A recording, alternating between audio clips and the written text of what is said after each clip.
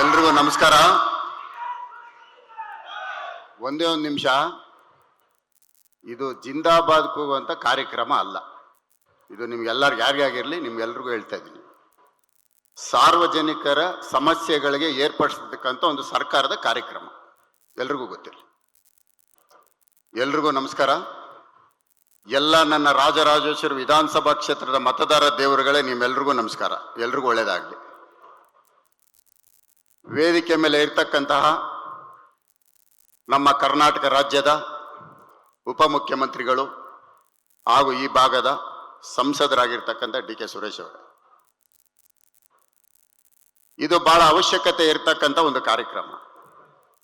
ಸಾರ್ವಜನಿಕರಿಗೆ ಸಮಸ್ಯೆಗಳಿಗೆ ನಿಮ್ಮ ಮನೆ ಬಾಗಿಲಿಗೆ ಸಮಸ್ಯೆಗಳನ್ನ ಬಗೆಹರಿಸುವಂತ ಕಾರ್ಯಕ್ರಮ ಏರ್ಪಡಿಸಿರೋದಕ್ಕೆ ನಮ್ಮ ಉಪಮುಖ್ಯಮಂತ್ರಿಗಳಿಗೆ ನಾನು ಧನ್ಯವಾದಗಳನ್ನ ಹೇಳ್ತೇನೆ.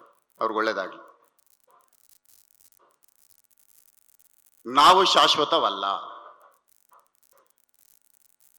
ಇದು ಗೊತ್ತಿರಲಿ. ಸಾಹಿತಿ ರಿಷಿ ಅವರು ಒಂದು ಹಾಡು ಬರೀತಾರೆ, ಸಿ ಅಶ್ವಥ್ ಅವರು ಒಂದು ಹಾಡು ಹೇಳ್ತಾರೆ, ಒಳಿತು ಮಾಡು ಮನುಷ್ಯ ಇರೋದು 3 ದಿವಸ. ಇದು ಒಂದನ್ನ ನಾವು ಅರ್ಥ ಮಾಡ್ಕೊಂಡ್ರೆ ಸಾಕು, ಬೇರೆ ಹೆಚ್ಚಿಗೆ ಮಾತನಾಡೋದು ಅವಶ್ಯಕತೆ ಇಲ್ಲ.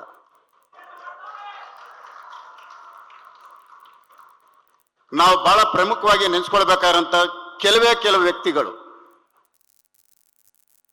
ಸುಮಾರು 500 ವರ್ಷಗಳಿಂದ ಇಲ್ಲಿವರೆಗೂ ನಾವು ನೆನೆಸ್ಕೊಂಡ್ರೆ ಸಿ ಅಶ್ವಥ್ ಅವ್ರು ಆಡಿರ್ತಕ್ಕಂಥ ಹಾಡಿಗೆ ಅರ್ಥಪೂರ್ಣವಾಗಿರ್ತಕ್ಕಂಥ ವ್ಯಕ್ತಿಗಳು ಕೆಲವರು ಮಾತ್ರ ನಮಗೆ ಸಿಗ್ತಾರೆ. ಅದರಲ್ಲಿ ನಾಡಪ್ರಭು ಕೆಂಪೇಗೌಡ, ಕೇಂಗಲ್ ಹನುಮಂತಯ್ಯನವರು, ನಾಲ್ವಡಿ ಕೃಷ್ಣರಾಜ ಒಡೆಯರ್, ನಮ್ಮ ಕಣ್ಣೆದುರುಗಡೆ ಇರ್ತಕ್ಕಂಥ ಒಂದು IT-BTನ ತಂದಂತಹ ಮತ್ತೆ ವಿಕಾಸಸೌಧ ಕಟ್ಟಿದಂತಹ SM ಕೃಷ್ಣ ಅವ್ರನ್ನ, ಇಂಥ ಮಹನೀಯರನ್ನೆಲ್ಲ ನಾವು ನೆನೆಸ್ತಾ ಇರ್ತೇವೆ. ಇವರಿಲ್ಲ,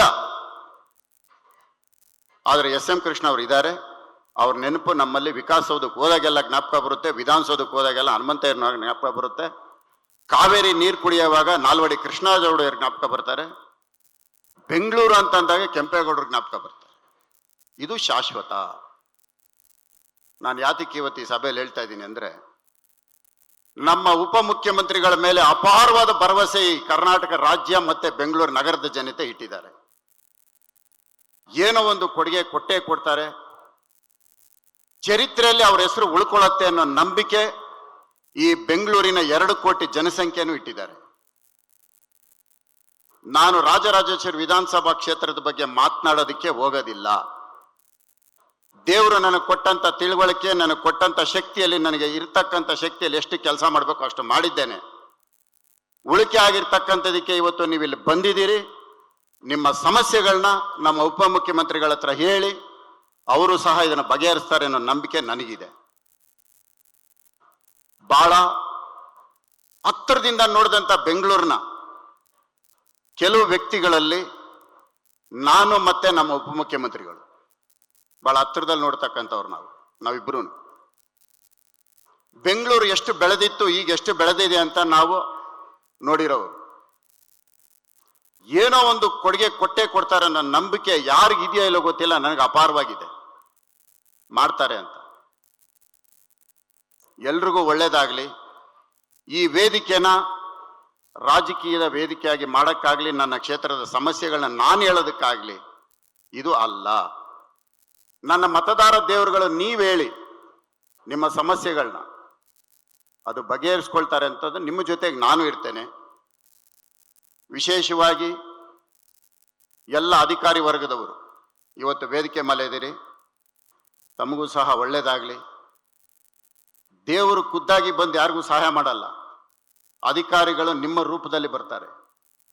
ಜನರಿಗೆ ಸ್ಪಂದಿಸಿ ಕೆಲಸ ಮಾಡೋಂಥ ಕೆಲಸ ನೀವು ಮಾಡ್ತೀರಿ ಅಧಿಕಾರಿಗಳು ಅಂತ ನಾನು ಭಾವಿಸ್ತೇನೆ.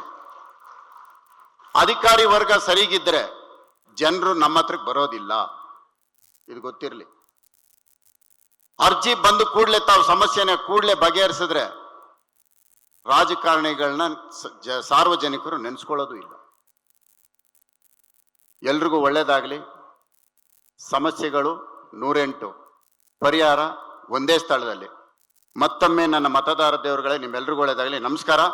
ಜೈ ಹಿಂದ್, ಜೈ ಕರ್ನಾಟಕ. ನ್ಯೂಸ್ ಫಸ್ಟ್ ನಿರ್ಭೀತಿಯಿಂದ ನಿಮ್ಮ ಪರವಾಗಿ.